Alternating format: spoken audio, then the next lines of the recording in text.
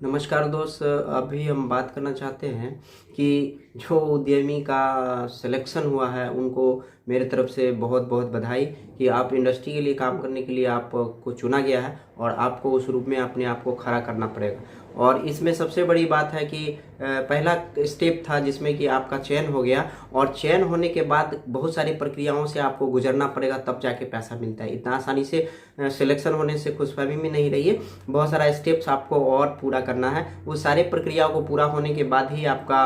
Payment की बातें आएगी, जिसको हम क्रमवार आपको बताना चाहते हैं कि जो चारों कैटेगरी के जो उद्यमी जिनका चयन हुआ है उन कैटेगरी के लोगों का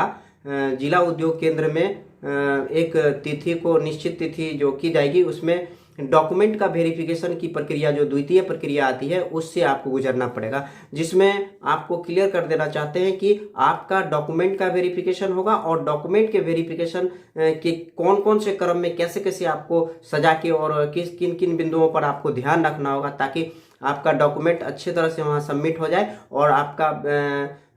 छटने से या और कोई भी परेशानी से अपने आप को बचा पाएं। चूँकि उद्यमी को बहुत सारे चीज़ का लालसा बनी रहती है, इसलिए इस वीडियो को हम बनाना उचित समझ रहे हैं कि काफ़ी दिनों से ये फ़ोन और कमेंट में आ रहा था कि सर इसके बाद क्या होगा। तो जिनका चयन हो गया है उनके लिए एक प्रक्रिया अब शुरू होगी, उनके डॉक्यूमेंट का वेरिफिकेशन करना, उनके साइट का वेरिफिकेशन करना और उनके जहां यूनिट लगेगा उसका डॉक्यूमेंट किस तरह का है उससे संबंधित कुछ बातों पर आपको ध्यान देना पड़ेगा। चूँकि आगे जब आप का जिला उद्योग केंद्र से डॉक्यूमेंट वेरिफिकेशन के लिए जब फ़ोन आएगा या आपको बुलाया जाएगा, ऐसी स्थिति में आपको क्रमवार डॉक्यूमेंट को आपको प्रस्तुत करके दिखाना होगा, जिसमें ओरिजिनल सारे डॉक्यूमेंट्स को लेके जाने हैं, जिसमें कि आप केवाईसी का सारा डॉक्यूमेंट ले सकते हैं, आधार, पैन, फोटो, मैट्रिक का सर्टिफिकेट, इंटर का सर्टिफिकेट या उससे अधिक अगर आपने कोई डॉक्यूमेंट डाला है उसमें और आपका कोई ट्रेनिंग से संबंधित योग्यता है तो उन सारे प्रमाण पत्रों का आपका वेरिफिकेशन किया जाएगा, सामने में मिलान किया जाएगा और उसमें आपका नाम मिलना चाहिए, पिताजी का नाम मिलना चाहिए, डेट ऑफ बर्थ मैच करना चाहिए और आपका जो डॉक्यूमेंट है वो ओरिजिनल होना चाहिए। ये ध्यान रखना है कि उन सारे डॉक्यूमेंट के मिलान में अगर कहीं कुछ गड़बड़ी होता है तो आपको छांट दिया जाएगा और आप उस योजना से वंचित हो जाएंगे। इसलिए आप सारे डॉक्यूमेंट का एक चेक लिस्ट बना लीजिए और उन चेक लिस्ट के हिसाब से डॉक्यूमेंट वहां प्रस्तुत कीजिए। वेरिफिकेशन होगा और वेरिफिकेशन के बाद ही आपको आगे की प्रक्रिया पूरी करनी होगी जो ट्रेनिंग के लिए आप जाएंगे। इसमें पहले नंबर है तो आप आधार ले लीजिए, पैन ले लीजिए, फोटो लीजिए,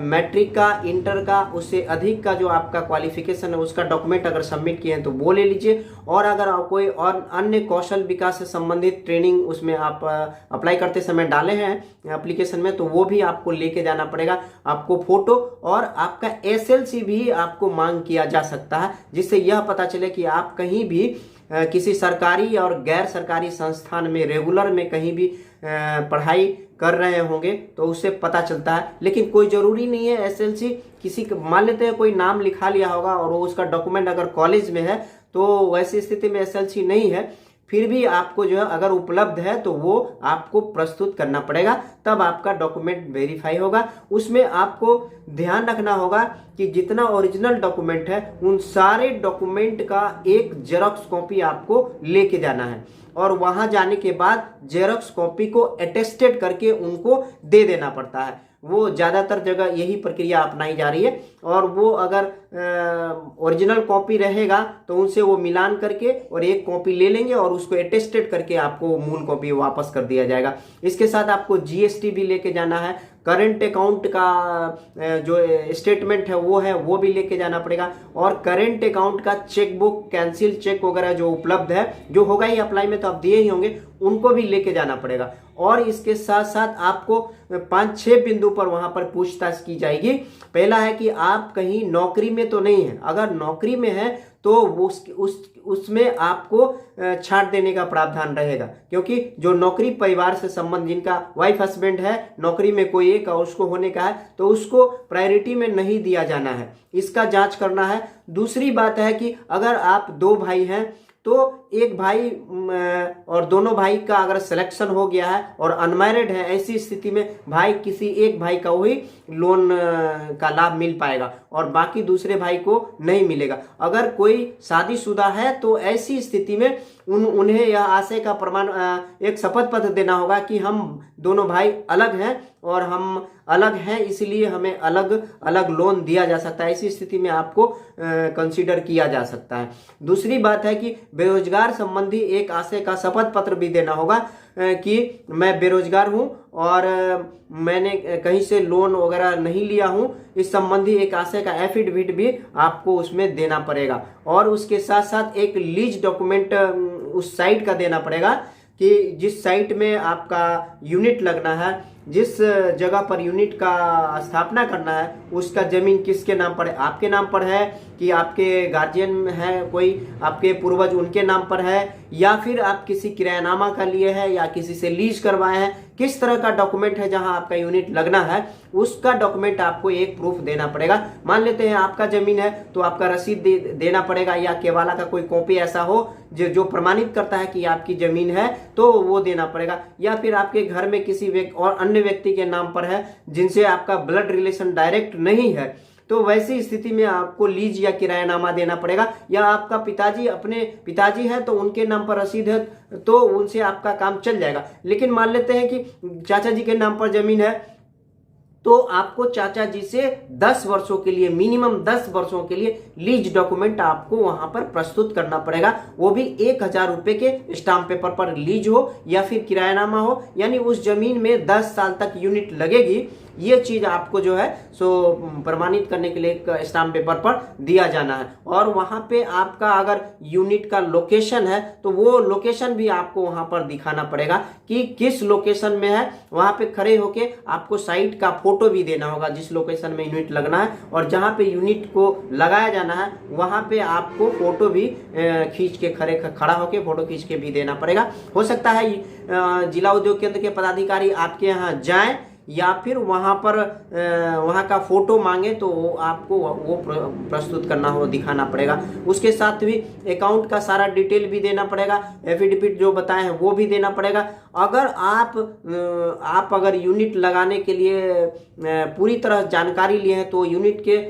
मशीनरी के बारे में थोड़ा बहुत पूछा जा सकता है कि इसमें कौन कौन सा मशीन लगेगा, कैसा लगेगा, उसका बारे में थोड़ा सा आपसे जानकारी ली जाएगी। और इसकी प्रक्रिया जब आगे होगी तो उसमें प्रोजेक्ट का जब बनेगा उस समय में उसका डिटेल रहता है। इसके बाद आपको चयन जब हो जाए, जब आपका डॉक्यूमेंटेशन की प्रक्रिया हो जाएगी तो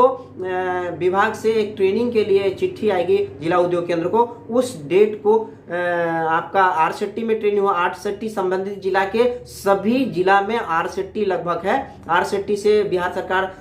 ट्रेनिंग के लिए भेज सकती है। अभी तक कुछ एक जगह पूर्णिया में सुने हैं कि ट्रेनिंग का कुछ काम हुआ था, बाकी अन्य जिला में भी ट्रेनिंग का भी बात आरसेटी को देने का बात हो रही है। फाइनल कहीं कहीं हो भी गया है, सुनते हैं, यह प्रमाणिक नहीं है वो, लेकिन आरसेटी में होना ही है या फिर पटना में भी हो सकता है। इसके लिए कोई अभी निश्चित नहीं है जो कहाँ होना है, वो आने वाले समय में आपको मैं बता पाऊंगा। और 2-3 सवाल को और मैं डिस्कस करना चाहता हूं कि पीछे दिन से बहुत सारे लोग कमेंट में पूछ रहे थे कि जिनका वेटिंग में रह गया है आवेदन, यानी जिनका कैटेगरी वाइज कोटा के हिसाब से लिस्ट बनने के बाद जो बच गया है आवेदन, उसके बारे में अभी तक कोई अधिसूचना प्राप्त नहीं है। लेकिन हो सकता है कि आगे अगर सरकार कोटा बढ़ाती है, फंड अलॉटमेंट आता है बजट में, तो नीचे से भी उठाया जा सकता है, क्योंकि डॉक्यूमेंट आपका पूरी तरह से सरकार के नज़र में वेरीफाइड है और ओके है, आप वेटिंग में हैं, आपका डॉक्यूमेंट लग सकता है। इसलिए आपको वेट करना पड़ेगा कि सरकार इसके बारे में क्या निर्णय ले रही है कि आगे ऑनलाइन करना है या इन्हीं चुने हुए अभ्यर्थियों को आगे भी मौका दिया जाना है, इस संबंधी चर्चा होगी। अगर इसमें से कोई छट जाते हैं अभ्यर्थी लिस्ट में से, तो जस्ट नीचे वाले जो अभ्यर्थी होंगे उनको इसका लाभ दिया जा सकता है। अगर कोई छट जाते हैं, किसी को नौकरी हो जाती है या किसी के डॉक्यूमेंट पूरा नहीं हो पाते हैं किसी वजह से, तो उनके बदले नीचे वाले जो लोग हैं उनका जो सो लिया जा सकता है। और आगे मैं बता देना चाहता हूं कि इस प्रक्रिया के बाद आपको ट्रेनिंग में 15 दिन का ट्रेनिंग होगा। उसके बाद सर्टिफिकेट लेके जब आप जिला उद्योग केंद्र आएंगे तो एक एग्रीमेंट होगा। उसके बाद एग्रीमेंट में सैंक्शन होने के बाद आरटीजीएस से पैसा मिलना है। प्रक्रिया थोड़ी लंबी है, इसलिए हम समय समय पर आपको वीडियो के माध्यम से कोशिश करेंगे काफ़ी लोगों को इस जानकारी से अवगत कराते रहें, और इस जानकारी को अन्य लोगों के पास भी आप शेयर कर सकते हैं। अच्छी जानकारी है और बहुत सारा लोग को मन में ये भ्रम है कि क्या होगा कैसे होगा, तो आप सारा केवाईसी ठीक कीजिए, साइट का डॉक्यूमेंट ठीक करिए और सारा का एक जेरॉक्स कॉपी भी लेके जाइएगा। वहाँ पे हो सकता है आपको एक कॉपी अटेस्टेड कॉपी देने को कहा जा सकता है। इसके बाद ही आपको सरकार के निर्देश अनुसार ट्रेनिंग होंगे और ट्रेनिंग के बाद एग्रीमेंट के बाद प्रक्रिया आपको आएगी। उस ट्रेनिंग के बीच में प्रोजेक्ट जो बनने का है वो प्रोजेक्ट भ्रम में मत रहना, कोई बाहर के लोग इस प्रोजेक्ट को नहीं बनाएंगे। सरकार उसके लिए ट्रेनिंग सेंटर को अधिकृत कर चुकी है, वही लोग ट्रेनिंग बनाएंगे, वही लोग आपको प्रोजेक्ट के बारे में सिखाएंगे भी, और कैसे इंडस्ट्री लगता है वो जनरल ट्रेनिंग, ईडीपी संबंधित जनरल ट्रेनिंग होगा, जिसमें आपको निश्चित रूप से बहुत सारा लाभ मिलेगा। हम आपको और बता देना चाहते हैं कि ये वीडियो अगर अच्छा लगता है तो आपको अगला वीडियो जो है सो प्रोजेक्ट कैसे बनेगा और किस तरह का प्रोजेक्ट रिपोर्ट बनेगा, उसके लिए हम आपको अच्छे से बता पाएंगे अगले में, जिसमें हम ये आपको रखेंगे कि कैसे प्रोजेक्ट बनना है, कैसा किस तरह का होना है। वो आप पहले से भी अगर थोड़ा सा ड्रिल करके रखेंगे तो जब प्रोजेक्ट बनेगा उस समय में आपको परेशानी नहीं होगी।